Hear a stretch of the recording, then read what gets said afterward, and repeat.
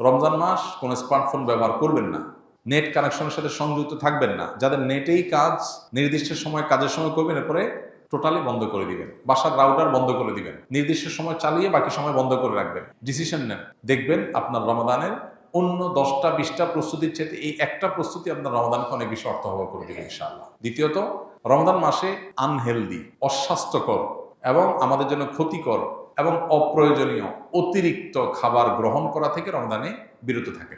দুইটা জিনিস, এই দুইটা জিনিস যদি সঠিকভাবে করেন, আমার বিশ্বাস আপনার রমাদানকে আপনি অনেক সুন্দরভাবে কাটাতে পারবেন। এবাদত বন্দেগীতে আপনি স্বাদ পাবেন, তৃপ্তি পাবেন, স্পিরিচুয়াল যে আধ্যাত্মিক যে একটা প্রেরণা, শক্তি, এটা পাবেন।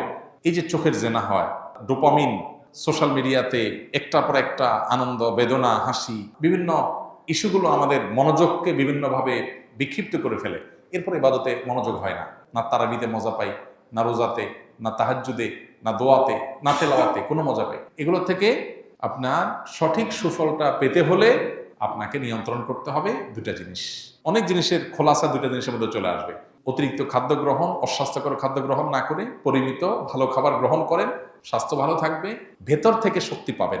আর খাবার যখন এলোমেলো হবে, ওইটা মানুষের আধ্যাত্মিক শক্তিকে ধ্বংস করে দিবে। এবং তার সাথে মোবাইল ফোনের নিয়ন্ত্রণ, এই দুইটা জিনিস ডিসিশন নেন এবং আপনি লিখে রাখেন, ইনশাআল্লাহ হবে ইদনিল্লাহ আপনার জীবনের শ্রেষ্ঠ রমজান আপনি কাটাতে পারবেন এই দুইটা প্ল্যান করার মাধ্যমে। আল্লাহ আমাদেরকে তৌফিক দান করুন।